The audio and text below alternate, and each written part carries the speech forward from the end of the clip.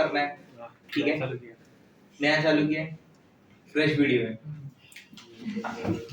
Point number 1 समझा, work function is a characteristics of method, बराबर। Point number 2,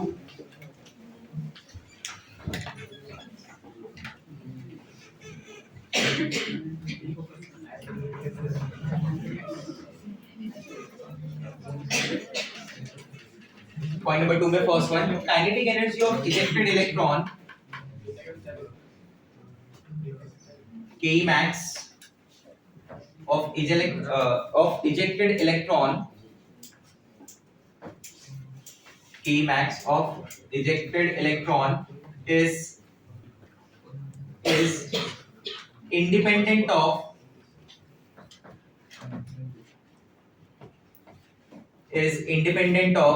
intensity.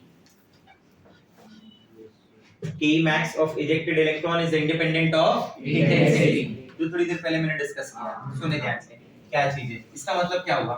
First of all what do you mean by intensity? Basically intensity, हाँ, intensity को हम लोग ऐसे बोलते हैं, it is number of photon incident, it is number of photon incident, कितना photon incident हो रहा है, बराबर, per unit area into time, बराबर, उसको इंटेंसिटी बोला जाता है। दोनों तरफ में प्लेट सेम ही रखा हूं, अभी डिस्कशन हुआ था ना अपना, दोनों तरफ में प्लेट सेम ही रखा, ठीक है, सेम टाइम भी दूंगा। यहाँ पे जो इलेक्ट्रॉन है, इधर जो इलेक्ट्रॉन है, बराबर, ठीक है, ये मान लीजिए इस इलेक्ट्रॉन के लिए जो वर्क फंक्शन है वो 2 इलेक्ट्रॉन वोल्ट है, कितना है, 2 इलेक्ट्रॉन, और आपने फोटोन जो पास किया वो 5 eV के, ठीक है, इधर ऐसे कितने फोटोन आप पास कर रहे हैं, 4। तो क्या आपने इंटेंसिटी बढ़ा दिया? Answer is yes. Tell me the number of electron ejected. First case में 2, सेकंड केस में 4। इस इलेक्ट्रॉन की के मैक्स क्या है? 3। 5 माइनस 2। इस इलेक्ट्रॉन की भी के मैक्स क्या है? 3 आया ना। तो क्या इंटेंसिटी बढ़ाने से के मैक्स कोई फर्क पड़ा? नहीं। बट एक बार मैंने क्या नोटिस की मालूम है कि इंटेंसिटी बढ़ाने से is directly proportional to the number of photoelectron. What do you say, yes or no? Yes. It is directly proportional to the number of ejected electron. जो ejected electron का नंबर था वो बढ़ गया ना, तो इंटेंसिटी का रिलेशन किसके साथ आया? Number of photoelectrons। आया समझ में? Ke max it increases, Ke max it depends। तो ये Ke max किस बात पे डिपेंड कर रहा है? तो Ke max it depends on frequency of metal,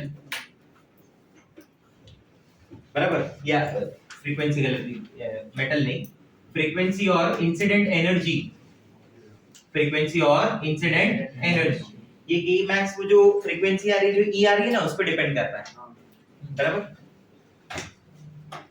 और कैसे डिपेंड कर रहा है मालूम है कि if you double the incident energy, if you double the incident energy, that Ke max gets more than double।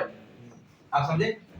कि मान लो if E gets double, यहाँ पे E nu ये सब लिखने का मतलब ये इंसिडेंट, हाँ या ना, ये थ्रेशोल्ड से रिलेटेड नहीं है ये सब। if E gets double, then Ke max gets more than double, then Ke max gets more than double। अगर आप E को डबल करेंगे ना तो Ke max अपने आप डबल से ज्यादा हो जाएगा। मैं प्रूफ कर देता हूँ कैसे। ये मान लीजिए मेटल प्लेट है, ठीक है, इस पे ये एक फोटोन आ रहा है, इंसिडेंट हो रहा है जो 10 इलेक्ट्रॉन वोल्ट का है, और यहाँ पे जो इलेक्ट्रॉन है ये 3 इलेक्ट्रॉन वोल्ट, इसका न्यू नॉट कितने का हो गया? न्यू नॉट नहीं, इसका डब्ल्यू नॉट कितने का हो गया? 3 इलेक्ट्रॉन वोल्ट। ये जो आ रहा है वो कितने का है? 10। तो फोटोइलेक्ट्रिक इफेक्ट होगा, बराबर। ये इलेक्ट्रॉन इजेक्ट हुआ, तो इस इलेक्ट्रॉन के ई मैक्स ऑफ इलेक्ट्रॉन क्या हो जाएगा? 7 इलेक्ट्रॉन वोल्ट। अब मैंने इस 10 को कर दिया 20, डबल कर दिया है, 10 का डबल 20 ही होता है ना, 100 होता है, 20 होता है ना। क्या अपने पास रहते कुछ लोग? इसका वर्क फंक्शन तो 3 ही वो रहेगा ना, सेम मेटल प्लेट का। तो उस के मैक्स ऑफ इलेक्ट्रॉन क्या हो जाएगा 70। ये 10 का डबल हुआ ना, बराबर। इंसिडेंट एनर्जी डबल हुई but K max gets more than double. 17 7 का 17 हो गया सीधा, डबल तो 14 होता था ना। इसलिए मैंने बोला कि के मैक्स किस पे डिपेंड करता है, इंसिडेंट एनर्जी फ्रीक्वेंसी पे। If you double the energy that K max gets more than double. आप जब कभी भी ई को डबल करोगे तो के मैक्स जो होगा वो हमेशा डबल से ज्यादा होगा, समझा?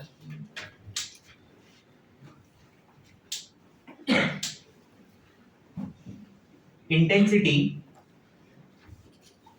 Versus kinetic energy. इंटेंसिटी और काइनेटिक एनर्जी तो आपस में डिपेंड ही नहीं करती ना बेसिकली।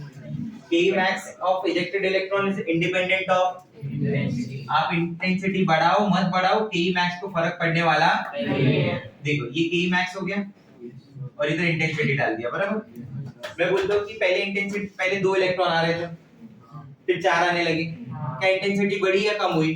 बढ़ गया, बराबर। अगर इंटेंसिटी बढ़ गया तो व्हाट अबाउट द के मैक्स? वो तो सेम ही है ना। मैंने और 10 भेज दिए, अभी तो 3 ही रहेगा भाई। मतलब अगर के मैक्स की एक सर्टेन वैल्यू है तो वैल्यू वही रहेगी, उसे इंटेंसिटी बढ़ने या कम होने से कोई फर्क पड़ने वाला नहीं है। मतलब इसका कर्व पैरेलल टू इंटेंसिटी का एक्सिस हो जाएगा ना, तो that is the curve between के एंड इंटेंसिटी। ठीक है। फ्रीक्वेंसी एंड काइनेटिक एनर्जी, इनका तो रिलेशन है ना भाई, दिख ही रहा है यहाँ पे कि वो बढ़ा तो वो भी बढ़ा, बट वो डबल से ज्यादा बढ़ा। ठीक है, इनका रिलेशन देखते हैं। के मैक्स को क्या लिखते हैं हम? के मैक्स को हम लोग लिखते हैं h न्यू, बराबर।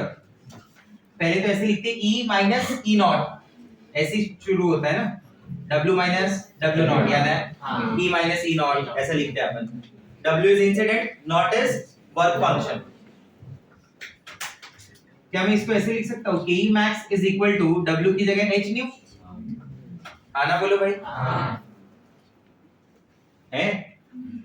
अरे तो आवाज से बता दे अपनी की है, हाँ या ना बोल के। हाँ या ना? है, लग रहा है कुछ लोग हैं, कुछ निकल लिए लग रहा है। h न्यू माइनस w लिख सकते हैं, बोलो। ठीक है। इस इक्वेशन को मैं कंपेयर कर रहा हूँ स्ट्रेट लाइन की इक्वेशन से, y is equal to mx plus c। अगर कभी सुनी हो आपने तो, अगर कोई इक्वेशन लाइन की इक्वेशन को फॉलो कर रहा है, स्ट्रेट लाइन की इक्वेशन को, मतलब उसका कर्व जो होता है वो स्ट्रेट लाइन बनता है। उसका कर्व क्या होता है? Straight line. आप समझ जाएंगे इस बात को। ये क्या हो गया? ये y मान लिया मैंने, इक्वेशन लिखते हैं y is equal to mx plus c। c होता है इंटरसेप्ट। क्या होता है? इंटरसेप्ट। ये सुना है आपने? नहीं, इंटरसेप्ट नहीं सुना है? चलो मैं बताता हूँ। x एक्सिस तो सुना होगा, अरे शाबाश। y एक्सिस, ठीक है।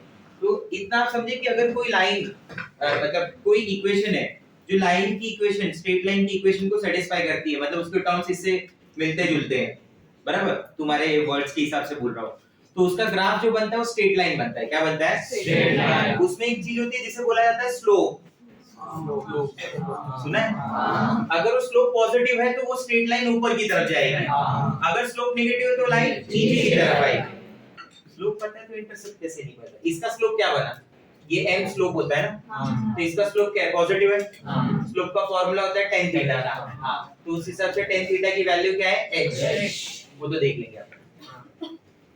ग्राफ बनाना चालू करते हैं। ये x एक्सिस हो गया, ये y एक्सिस, इतना पता है? y एक्सिस पे क्या पुट करेंगे? k मैक्स, सही है। और x एक्सिस पे क्या पुट करने वाले हैं? फ्रीक्वेंसी। ये देखो, बराबर। कभी भी जब ऐसा कर्व आए ना तो पहला काम क्या करें? आप x की वैल्यू 0 ले लें। x की वैल्यू 0, x 0 मतलब ये टर्म 0 हो गया, मतलब y किसके बराबर है? c। y और c 0 तो नहीं हो सकता, y ये 0 प्लस c है ना, c की वैल्यू 0 नहीं है। वो मुझे पता है, ये कैरेक्टरिस्टिक ऑफ मेटल है, इसकी एक सर्टेन वैल्यू है। क्या बोलते हो, हाँ या ना? तो जो तुम्हारा इंटरसेप्ट है वो क्या है? नेगेटिव है। देखो जरा, नेगेटिव का मतलब ना नीचे आएगा इधर, ये 0 होता है, इसके ऊपर एक्सिस में पॉजिटिव होता है, ये 0 के नीचे एक्सिस में सब कुछ क्या होता है? नेगेटिव। मतलब नेगेटिव यहाँ तक कहीं तक होगा, क्योंकि अभी जो भी प्लॉट होगा वो x पे प्लॉट होगा या y पे प्लॉट होगा? y, क्योंकि y के इक्वल आया ना। मैं बोलता हूँ put x is equal to 0, put x is 0, put क्या आएगा बोलो? K max is equal to, ये term zero, K max is equal to minus W not ना, समझा? तो नेगेटिव मैंने यहाँ माना, मतलब ये तुम्हारा इंटरसेप्ट बोला जाता है। क्या बोला जाता है? इंटरसेप्ट। ठीक है, तो ये हो गया तुम्हारा डब्ल्यू नॉट। क्या हो गया? W not. अब तुम x की वैल्यू एक सर्टेन रखोगे, x बढ़ते गया बढ़ते गया बढ़ते गया बढ़ते गया बढ़ते गया, लाइन का स्लोप क्या है? पॉजिटिव है नेगेटिव? पॉजिटिव है। अरे लाइन का स्लोप पॉजिटिव है ना, पॉजिटिव। इधर x के पास नेगेटिव दिख रहा है क्या? तो स्लोप क्या है? पॉजिटिव। कहीं भी स्लोप पॉजिटिव होगा तो लाइन ऊपर की तरफ जाती है, स्लोप नेगेटिव होगा तो लाइन नीचे की तरफ आती है। यहाँ स्लोप क्या है? पॉजिटिव है या नेगेटिव है?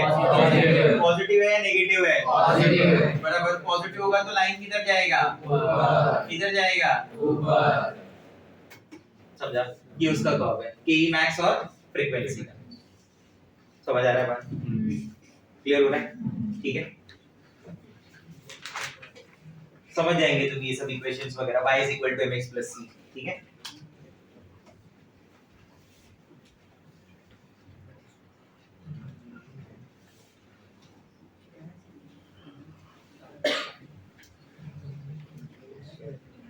और ये तो समझा ना तुम्हें, ये डबल वाला जी, ये 7 था ना, और ये कितना हो गया? 17। तो 7 का 17 मतलब मोर देन डबल हुआ ना। और ये पहला क्या था? 10 था, इसकी वैल्यू पहले 10 थी ना, तो 10 का क्या किया? 20। तो 10 से 20 डबल किया मैंने, तो वो जो वैल्यू बढ़ी ना वो 7 से 17 बढ़ी, मतलब उससे डबल। क्लियर है? हाँ है ना? हाँ। ठीक है, बोलो। एक फोटोन कभी भी एक ही इलेक्ट्रॉन को यूज करता है। एक फोटोन मतलब कैसे? हाँ, एक फोटोन ऐसा, मैं समझ गया आपकी बात क्या बोल रहे हैं। मान लीजिए मैं कैसे बोलता हूँ, एक क्वेश्चन है कि ये इलेक्ट्रॉन है और इस इलेक्ट्रॉन का जो वर्क फंक्शन है वो 12 इलेक्ट्रॉन वोल्ट है। कितना है? 12। ठीक है, ये ऐसे दो चीजें दिखा रहा हूँ मैं, इसका वर्क फंक्शन है 12 इलेक्ट्रॉन। ठीक है, इधर एक इंसिडेंट फोटोन है जो 20 इलेक्ट्रॉन वोल्ट का आ रहा है, बराबर? ठीक है, तो और इधर आप जो है भेज रहे कि इधर जो है वो 10-10 का आ रहा है। अब आप मेरा क्वेश्चन का आंसर देना, क्या यहाँ पे फोटो इलेक्ट्रिक इफेक्ट हो पाएगा? नहीं। तो उस हिसाब से तो एक फोटोन एक ही इलेक्ट्रॉन को जा रहा है ना, वरना आप क्या बोलते हैं 10-10 20-10 30 दो को उड़ा दो।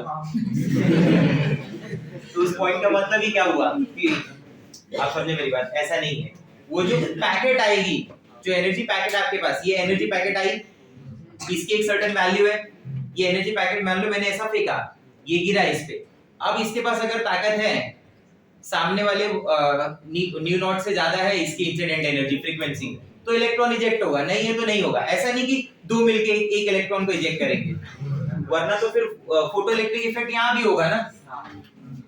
फिर एक दो को क्यों नहीं कर सकता? कैसे? नहीं, मैं बोल रहा हूँ एक पैकेट आ रही है, वो एक पर्टिकुलर एक इलेक्ट्रॉन के लिए ही है ना, ऐसा नहीं कि उस पैकेट का आधा पार्ट ये लेके जाएगा, एक ही सामान लाने के लिए वो दो जन को कैसा भेजा जाएगा? आप समझे मेरी बात? वैसा नहीं होता, वो एक फोटोन एक पर्टिकुलर इलेक्ट्रॉन के लिए है। अब आप बोलो कि मैंने ये मान लो इस फोटोन इलेक्ट्रॉन को निकालने के लिए 20 चाहिए, आप 20 दो या 20 से ज्यादा दो, वो एक होना चाहिए पैकेट। आप बोल रहे हो मैं एक 10 भेज रहा हूँ, एक 10 भेज रहा हूँ, 20 हुआ, ऐसा नहीं चलेगा। समझा मेरा बात? तो उस हिसाब से यहाँ नहीं हो सकता ना, इधर हो सकता है। इसीलिए तो बोलते हैं ना कि Ke max does not depend on the intensity, it depends on the frequency of that radiation। आप 10-10 की 3 भेज दो, इसका फोटो इलेक्ट्रॉन इजेक्ट नहीं हो, मतलब यहाँ पे इलेक्ट्रॉन इजेक्ट नहीं होगा। क्यों? क्योंकि वो इंटेंसिटी पे डिपेंड ही नहीं करता है, वो डिपेंड करता है फ्रीक्वेंसी पे, कि जो फोटोन आ रहा है उसकी फ्रीक्वेंसी क्या है, और जो रिमेनिंग होगा वो तो इलेक्ट्रॉन लेके ही चला जाएगा, तो किसी और को डिस्ट्रीब्यूट होना ये पॉसिबल ही नहीं है। समझे मेरी बात? ठीक है, कॉपी करें।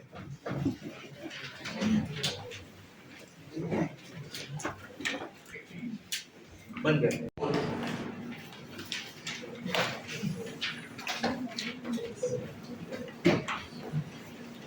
Type 4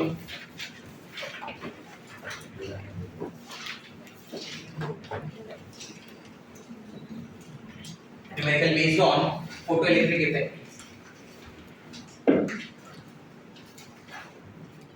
numerical based on photoelectric electric effect. क्या फॉर्मूला था याद है? Ke max is equal to, कैसे लिखते थे याद करो, Ke max is equal to E minus E naught W minus W naught। इसी E को क्या लिख सकते हैं? H nu minus H nu naught। उसी को क्या लिख सकते हैं? Hc by lambda minus Hc by lambda naught। H को कॉमन लेके भी लिख सकते हैं, याद है? और Ke max is equal to half mv square। क्या nu और ये v एक है या अलग अलग है? अलग अलग है ना? That nu stands for frequency, v stands for velocity। याद है? ठीक है? Right, question number 1।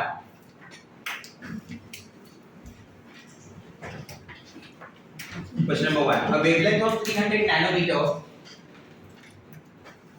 a wavelength of 310 nanometer strikes on a metal surface, wavelength of 310 nanometer strikes on a metal surface, strikes on a metal surface if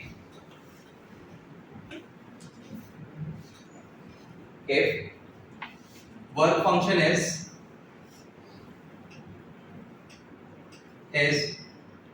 2 electron volt, if work function is 2 electron volt, calculate number 1। ये समझा इतना क्या दिया हुआ है? Question समझ में आ रहा है कि एक मेटल सरफेस है, उस मेटल एटम के अंदर जो इलेक्ट्रॉन है उसके लिए जो E नॉट या फिर आप W नॉट जो भी बोल रहे हो वो क्या है? 2 इलेक्ट्रॉन वोल्ट। आप एक वेवलेंथ भेज रहे हो, फोटोन भेज रहे हो, उस फोटोन का वेवलेंथ कितना है? 310 nanometre.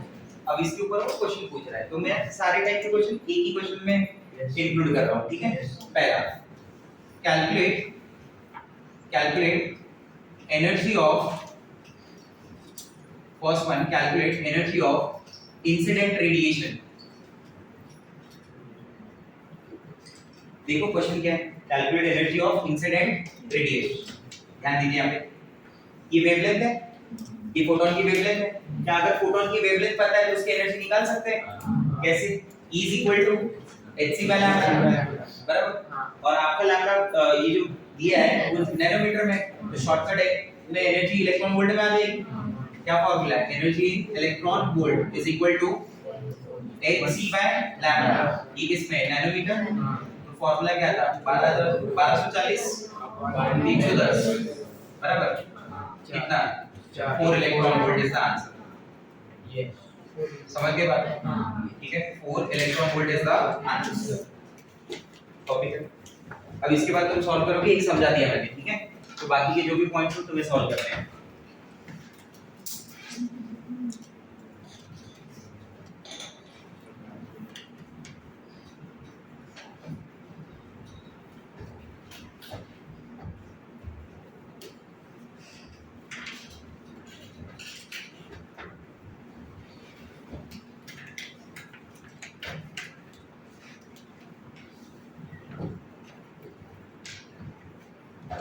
Yes, done?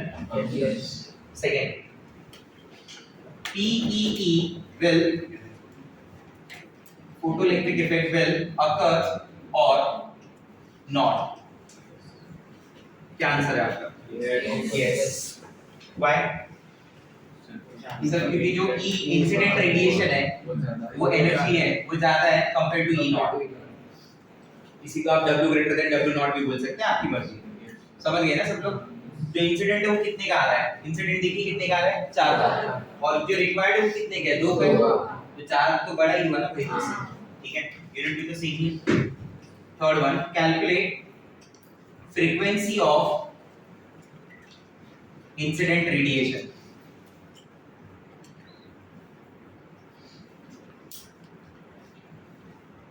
Calculate frequency of incident radiation. किसी की वेवलेंथ पता है तो फ्रीक्वेंसी आ सकती है। कैसे? Nu is equal to C by lambda. E तक तो जाने की जरूरत भी नहीं है, इसी से आ जाए ना। तो फ्रीक्वेंसी अगर निकालना है जो इंसिडेंट है, इंसिडेंट वाले की वेवलेंथ कितनी है 310, तो न्यू इज इक्वल टू क्या c बाय लैम्डा। c की वैल्यू कितनी होती है 3 into 10 metre per second. Wavelength को नैनोमीटर का कन्वर्ट कर देंगे into 10⁻⁹ मीटर। क्या बोलते हैं, सही है? -9 ऊपर गया तो क्या हो जाएगा +9 into ये 8 कितना हो जाएगा 10⁻17 अपॉन 310 बराबर।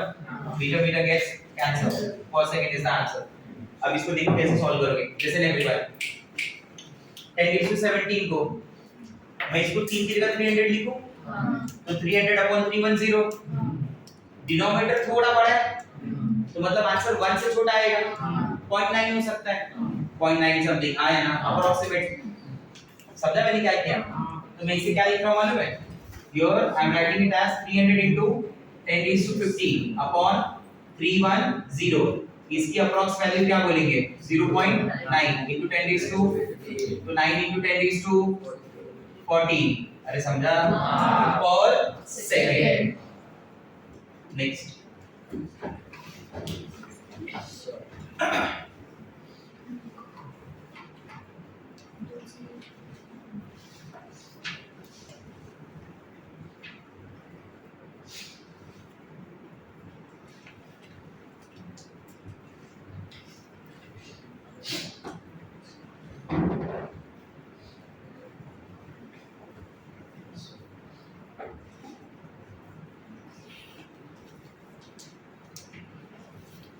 is done. Calculate frequency of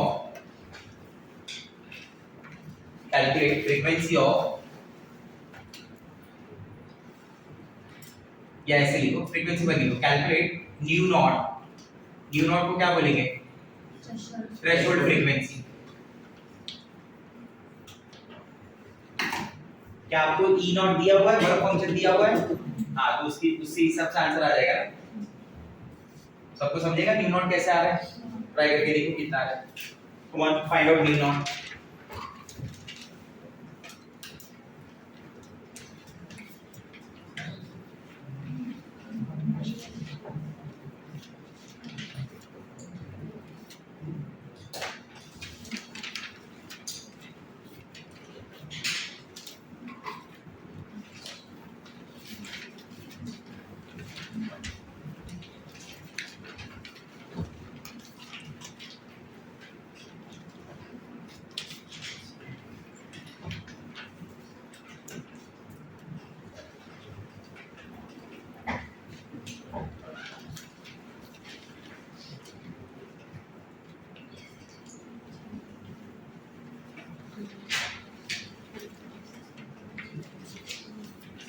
threshold frequency क्या हो जाएगा देखो, क्या लिखेंगे E not is equal to H nu not. E not कितना है तुम्हारे पास 2 है, बोले हाँ ना? H की वैल्यू क्या है 6.6 into 10⁻34 बराबर joule second into new not. ये क्या है 2 eV है ना, ये इलेक्ट्रॉन वोल्ट है वो जूल है। सेम मतलब दोनों के वैल्यूज क्या है अलग अलग है, तो डायरेक्ट डिवाइड होने वाला नहीं है, unit should be same. 2 into 1.6 into 10⁻⁻19 joule बराबर। That electron volt has to be converted into joule. आप में से मैक्सिमम लोगों ने ये गलती की होगी, into 10⁻34 joule second. This get cancel into new not. क्या आपकी न्यू नॉट की जो यूनिट है वो पर सेकंड आ रही है क्या? नहीं, कैसे नहीं आ सकती अगर कन्वर्ट नहीं किया होगा तो कैसे आएगा? दोनों ही क्या आंसर आ रहा है? That is a perfect answer. ठीक है, 2 into 1.6 क्या हो गया 3.2, फिर 10⁻⁻19 है, डिवाइड बाय क्या हो जाएगा 6.6 into 10⁻⁻34 is equal to new not. Second इधर आ जाएगा तुम्हारा 3.2 6.6। अगर ये 3.3 होता तो नीचे 2 टाइम्स आता, मतलब अप्रोक्सीमेटली क्या बोलोगे 0.5। सही है, -34 ऊपर गया +34 15 बचा 0.5 into 10⁻15। आ रहा है समझ में बात? So that 0.5 into 10 raised to 15 can be written as 5 into 10 raised to 40 per second is nu naught. आया समझ में बात? और तुम कुछ सोचो ना, जो तुम मुझे आंसर बोल रहे हो, तुम्हारा आंसर न्यू से ज्यादा आ रहा है। न्यू तुम्हारा पावर 10 raised to 14 है, तुम न्यू नॉट 10 raised to 33 बोल रहे हो, और साथ साथ में तुम ये भी बोल रहे हो कि पी विल अगर आया है। तो भाई मूव है, इसका मतलब ये नहीं कि कुछ भी बोले, ब्रेन भी है साथ साथ में एग्जिस्टेंस में। चलो लैम्डा नॉट आ जाओ, कैलकुलेट लैम्डा नॉट क्या हो जाएगा बोलो, कैसे निकालेंगे? Nu not is equal to C by lambda not. C तो पता है ना, न्यू नॉट क्या है अपने पास, लैम्डा नॉट क्या हो जाएगा, सी 3 into 10 raised to 8 metre per second.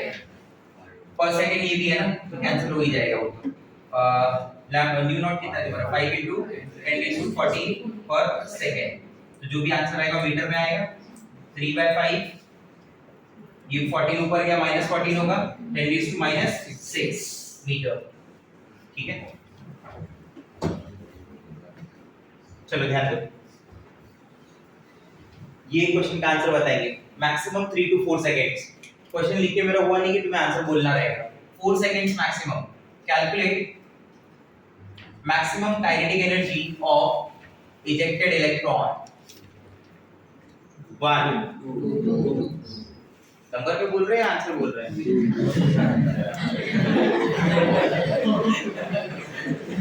मतलब खुद ही काउंट करके बता रहे हैं, नहीं आएगा चार तो भूल जो पड़ा पड़े।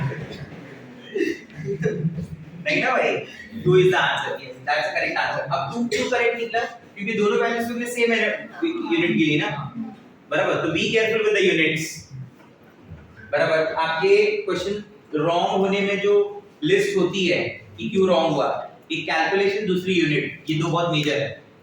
फार्मूला नहीं है तो सॉल्व ही नहीं होता है, फार्मूला नहीं है तो वो अलग स्टोरी हो गई।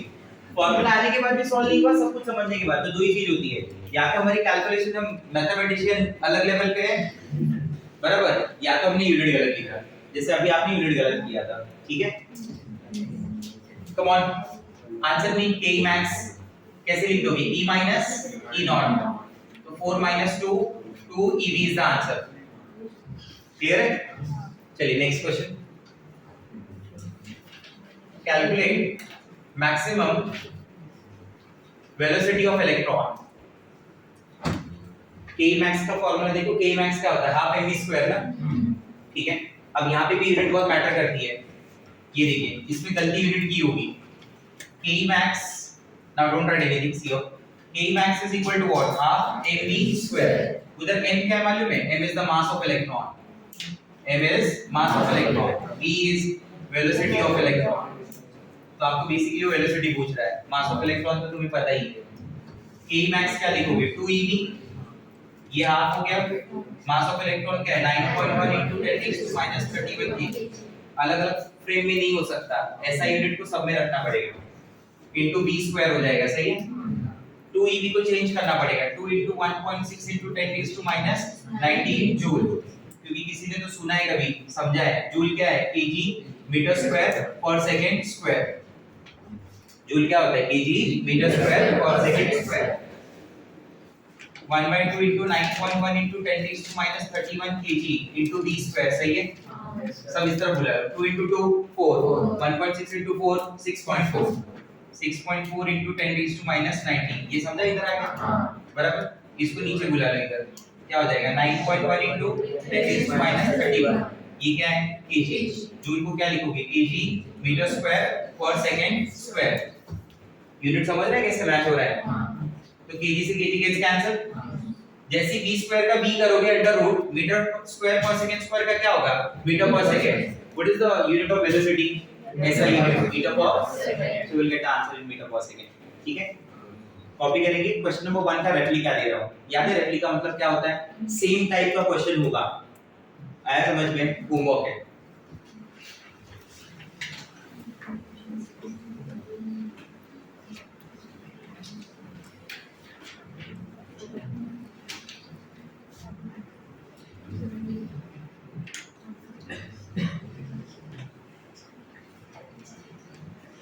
इसके आगे सॉल्व हो जाएगा ना इसका under root.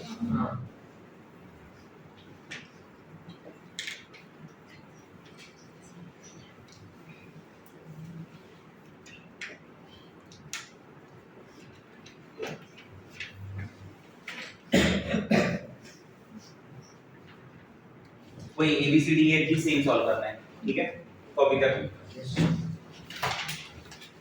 Question body radiation and black body radiation.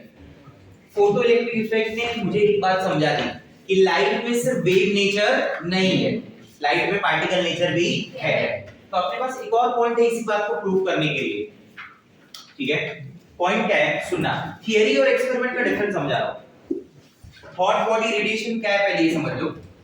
Basically कोई बॉडी को जब हीट किया जाए तो उससे जो रेडिएशन एमिट होती है, that radiation is called hot body radiation. That radiation is called hot body radiation. Let me give you few examples. जैसे आप घर में स्टील कंटेनर जो आपके पास अवेलेबल है, आजकल लोग स्टील कंटेनर यूज करते हैं, तो स्टील कंटेनर के अंदर आपने पानी रखा होगा, आप उसे जब हीट करते हैं, ठीक है, तो आप अगर उस स्टील कंटेनर के आसपास हाथ रखेंगे तो आप उसकी क्लोज एकदम हाथ रखेंगे तो आपको रियलाइज होगा कि रेडिएशन आ रही है, हीट आ रही है। नहीं किया कभी ऐसा? ये दूसरा, चलो ये शायद आपने ज्यादातर ऑब्जर्व किया होगा, जब घर में रोटी बना रहे हो, तवा जो होता है ना, तो उस तवे को पहले थोड़ा हीट करके गर्म करना पड़ता है ना, तो उसको ऐसे चेक करते हो ऊपर से, थोड़ा डिस्टेंस रख के, पूरा हाथ नहीं रखते थे। हां, जैसे तुम्हारा रोटी बन रहा है, थोड़ा डिस्टेंस में चेक करते कि रेडिएशन आ रही है नहीं आ रही है। So that is hot body radiation. What it is? Hot body radiation. एक आयन बॉल है जिसे हीट किया गया है, एक आयन बॉल है जिसे हीट किया गया है around 500 degree Celsius, 600 degree Celsius, 700 degree Celsius, and आपके साइड में रख दिया गया है, तो उससे रेडिएशन बाहर आ रही होगी इस रूम टेम्परेचर पे, तो वो रेडिएशंस को क्या बोला जाएगा? Hot body radiations. आया समझ में? ठीक है। इंसान जो है वो सिंपल होना चाहिए, और तो स्टील कंटेनर भी है। आया ना? ठीक है, तो देखो आ जाओ हॉट बॉडी। अरे थैंक यू। अब मान लो एक्सपेरिमेंट के हिसाब से बात कर रहे हैं, ठीक है। एक्सपेरिमेंट में ऐसा ही, ये आयन बॉल के ऊपर एक एक्सपेरिमेंट किया जा रहा है, where this iron ball is heated at very high temperature. slowly इसकी टेम्परेचर को बढ़ाया जा रहा है, ठीक है। एक्सपेरिमेंटल ऑब्जर्वेशन क्या है पहले बताता हूं। मुझे एक्सपेरिमेंट में क्या देखने को मिला, इनिशियली दिस आयरन बॉल, ये मुझे दिख रहा है रेड कलर का, जैसा कुछ सिमिलर आपने देखा होगा वो KGF में,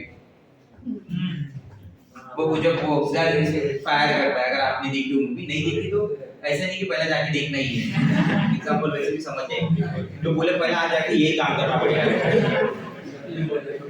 तो हाँ, वो देखा होगा पूरा रेड हॉट हो जाता है, तो पहला रेड कलर आ रहा है क्योंकि हीट जनरेट हुई ना उधर। अरे यस और नो? यस। वो सिगरेट ऐसा जलाता है, याद है कि हां, smoking is dangerous to health, पीछे ऐसे लिख के आता है बाबा। तो देखो, तो वो रेड कलर की वेवलेंथ आ रही, वो रेड दिख रहा है।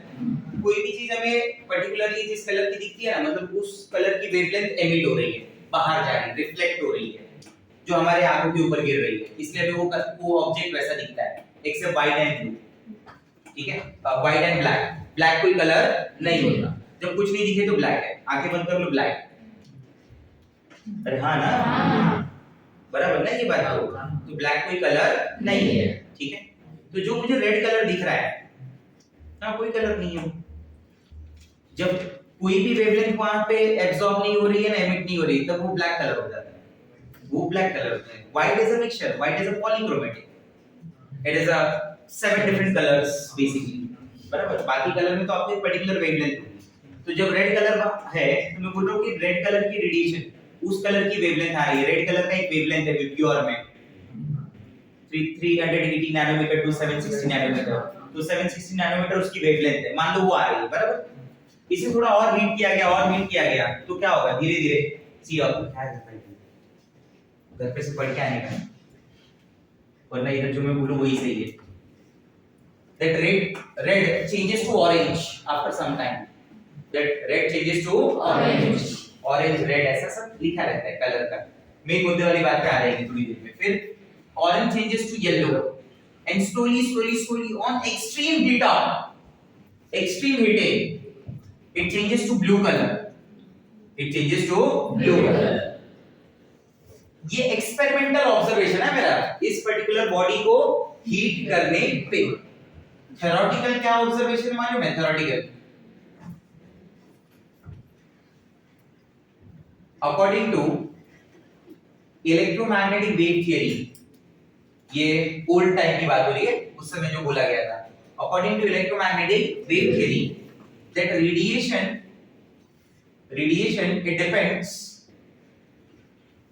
it depends only on intensity. It is independent of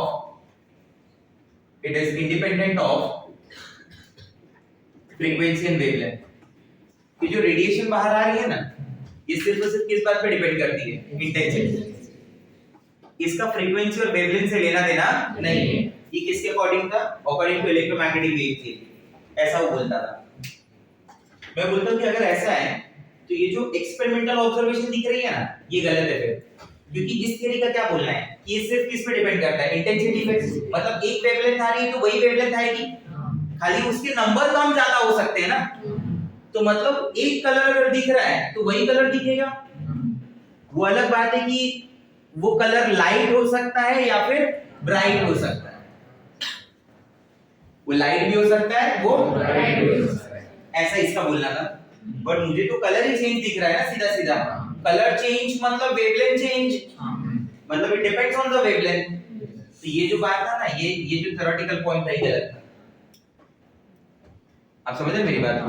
आप ध्यान से देखेंगे तो रेड कलर की जो वेवलेंथ होती है विबग्योर में बराबर, वो विबग्योर कैसे लिखते हैं आप? इसका जो वेवलेंथ ये पता है, याद है? 760 नैनोमीटर है और इसका 380 नैनोमीटर है। मतलब पहले बड़ी वेवलेंथ आ रही थी ना, फिर धीरे धीरे वेवलेंथ छोटी होती गई। कुछ समझ आ रहा है? मतलब वेवलेंथ ही चेंज हो गई ना, आया ना? मतलब ये अगर मेरा लाइन ऑफ प्रोपगेशन है, मैं क्या समझाना चाहता हूँ, देखो ये अगर मेरे लिए लाइन ऑफ प्रोपगेशन है तो यहाँ पे इंटेंसिटी नहीं चेंज हो रही है, यहाँ तो पूरी की पूरी वेवलेंथ चेंज हो रही है, क्योंकि कलर में चेंज आ रहा है। पहले शायद वेवलेंथ ये आ रही थी, ठीक है, फिर वेवलेंथ उससे कम आने लगी, आया ना?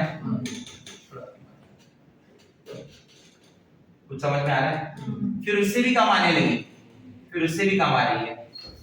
ये देखो, ये बड़ी वेवलेंथ है, ये शायद वेवलेंथ किसकी है? रेड की है। ये वेवलेंथ किसकी है? ऑरेंज की, बराबर। ये वेवलेंथ किसका है? येलो का है, बराबर। और ये वेवलेंथ किसका है? ब्लू का। तो इसमें तो वेवलेंथ ही चेंज हो गया ना, मतलब ये पॉइंट तो गलत हो गया, ये रॉन्ग है, आया ना? तो ये बात भी ये एक्सपेरिमेंट, ये किस बात का एविडेंस आ रहा है कि लाइट में सिर्फ वेव नेचर नहीं है, लाइट में पार्टिकल नेचर भी। वो प्लैंक्स की थ्योरी को सपोर्ट हो रहा है कि पहले पहले रेड कलर की पैकेट्स आ रही थी, फिर कौन सी पैकेट आने लगी? ऑरेंज, फिर येलो, फिर ब्लू, ऐसा। आया समझ में? अगर ऐसा ही होता EMW के अकॉर्डिंग, बराबर, तो कलर चेंज नहीं होना चाहिए था। वो कलर ज्यादा से ज्यादा या तो कभी लाइट दिखेगा या फिर कभी ब्राइट दिखेगा, due to differences in their intensity. But ऐसा नहीं हुआ। एक्सपेरिमेंट में तो मुझे ये चीज दिखी ना, क्योंकि जब आप किसी बॉडी से किसी ऑब्जेक्ट से लाइट पास करते हैं तो तीन चीजें हो सकती हैं, या तो वो ट्रांसमिट होगी, या तो रिफ्लेक्ट होगी, या तो एब्जॉर्ब होगी। मुझे जिससे कलर दिखता है वो रिफ्लेक्ट होता है। वो क्या होता है? रिफ्लेक्ट, बराबर। मतलब जो कलर की डिपेंडेंसी होती है वो रिफ्लेक्ट वाली होती है। कौन सी वाली? रिफ्लेक्ट वाली। आया समझ में? मतलब इस हीटिंग पे सबसे ज्यादा कौन सी लाइट रिफ्लेक्ट हो रही थी? कौन से वेवलेंथ की? रेड लाइट, फिर ऑरेंज, फिर येलो, फिर ब्लू, ऐसा चल रहा था। समझो हॉट बॉडी रेडिएशन ने क्या समझाया? मतलब ये एक पैकेट की तरह है, पहले रेड कलर की पैकेट्स आई, फिर ऑरेंज, फिर येलो, फिर ब्लू, लाइक दैट। आप समझ रहे मेरी बात?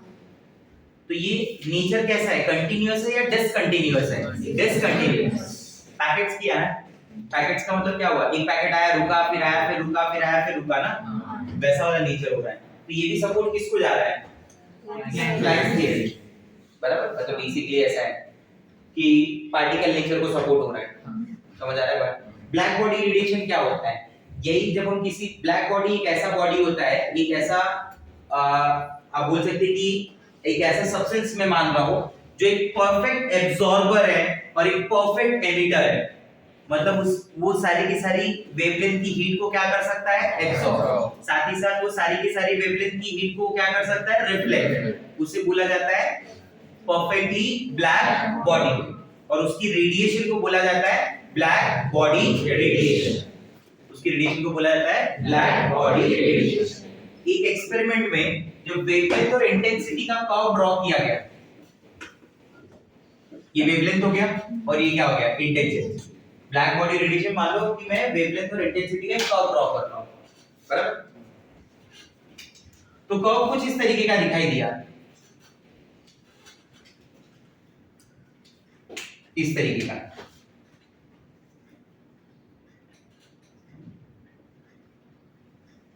ठीक है, दिस इज वेवलेंथ। इस कर्व का मतलब समझ रहे हैं? इनिशियली कम है, धीरे धीरे उसकी इंटेंसिटी बढ़ते जा रही है, इंटेंसिटी मैक्सिमम हो रही है, फिर इंटेंसिटी ड्रॉप हो रही है, बराबर? ये कैसे पता है? मान लो 100 मार्क्स की एग्जाम हुई, 100 मार्क्स की, ओनली फ्यू स्टूडेंट्स को मोर देन 90, अबव 90। ये मैथ्स की तरफ है, मतलब ये ज्यादा वाले हैं। तो ये वो बच्चे हैं जिन्होंने 90 से ज्यादा स्कोर किया, 80 से ज्यादा स्कोर किया, ऐसा मान लीजिए। ये वो बच्चे जिन्होंने 20 से कम स्कोर किया, तो इनका नंबर क्या है? कम ही है ना। नंबर ज्यादा किसका है? जो 20 से ज्यादा और 80 से कम है। नहीं समझ मेरा बात? क्लियर हो रहा है? मैं क्या बताना चाहता हूँ? क्या ये हर एक जगह एक एक पॉइंट पे वेवलेंथ अलग अलग है? Answer is yes. एक ऐसा पॉइंट है जिस वेवलेंथ की इंटेंसिटी सबसे ज्यादा, ये वो पॉइंट है जिस ये पर्टिकुलर वेवलेंथ की, मैं इस वेवलेंथ को लैम्डा मार्क कर रहा हूँ,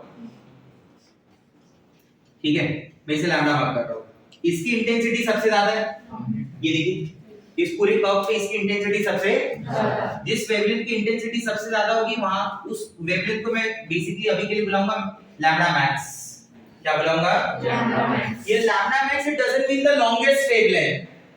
Lambda max it means wavelength is basically that wavelength which have maximum intensity।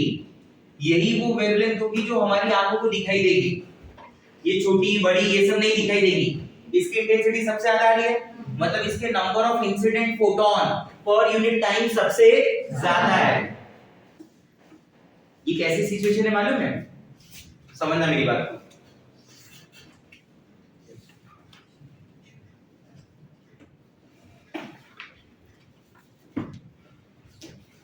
थोड़ी देर पहले उसको वही समझाएगा, ध्यान देखो। मान लीजिए 1000 बलून थे, कितने? 1000। इधर आपसे 500 मीटर की दूरी पे, 1000 बलून है।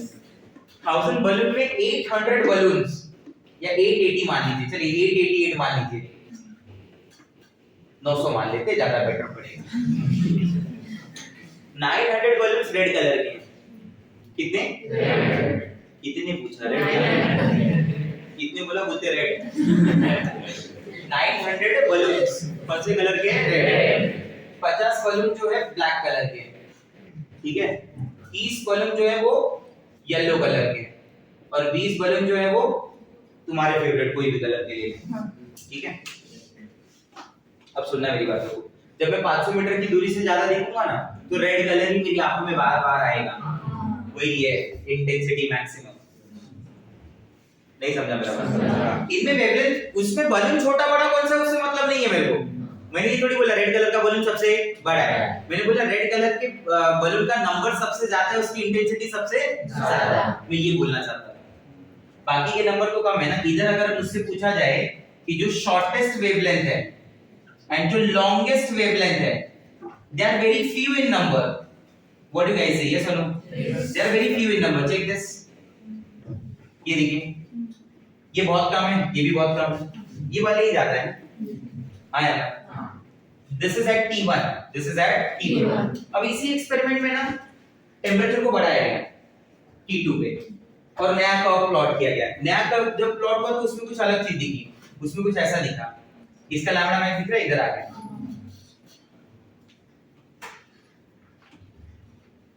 तो टेम्परेचर बढ़ाने पे क्या आपको ऐसा नहीं लगा कि टेम्परेचर बढ़ाने पे जो लैम्डा मैक्स था वो शॉर्टेस्ट वेवलेंथ की तरफ शिफ्ट हुआ? तो अगर एक कप में यहाँ पे दे दूं T3 करके, मतलब ये तीसरा लैम्डा मैक्स, और आपको इनके तीनों के लिए ये रेड है मान लो, तीसरा वाला रेड, ब्लू और ब्लैक, तीनों का टेम्परेचर पूछा जाए तो आप क्या बोलेंगे? किसका टेम्परेचर सबसे ज्यादा है? रेड का, क्योंकि वो सबसे क्लोज है शॉर्टेस्ट वेवलेंथ को। ये वहां पे ऑब्जर्व किया गया, ये कर्व का स्टडी ये सारी बातें बताता है। बाकी के जो 2 पॉइंट मैंने यहाँ नहीं लिखे, वो सब वहां पे दिए हुए नोट्स में। ठीक है, आया समझ में बात? क्लियर हुआ? तो इन सब बातों से क्या समझ में आया? देखो ये चीज मुझे यहाँ से समझ में आ गई कि जैसे जैसे मैं हीट बढ़ा रहा हूँ वेवलेंथ शॉर्ट होते जा रही है। उस शॉर्टेस्ट वेवलेंथ, मतलब वो जो वेवलेंथ शॉर्ट हो रही है लैम्डा मैक्स, किसकी तरफ शिफ्ट हो रहा है? शॉर्टेस्ट की तरफ। ये पहला रेड से ऑरेंज की तरफ शिफ्ट हुआ, फिर ऑरेंज से येलो की तरफ, फिर येलो से शॉर्ट वेवलेंथ की तरफ शिफ्ट हुआ ना, ऐसे। तो ये सब चीज बातों से समझ में आया कि जो लाइट है it travel in the form of wave, और उसका जो एब्जॉर्प्शन और एमिशन है वो in the form of particle, वो इन द फॉर्म ऑफ क्या है? पार्टिकल। और ये जो लाइट गिर रही है, आ रही है, वो कंटीन्यूअस नहीं है, वो डिसकंटीन्यूअस है, क्योंकि वो अलग दिख रहा है रेडिएशन से। समझ में आ रहा है बात?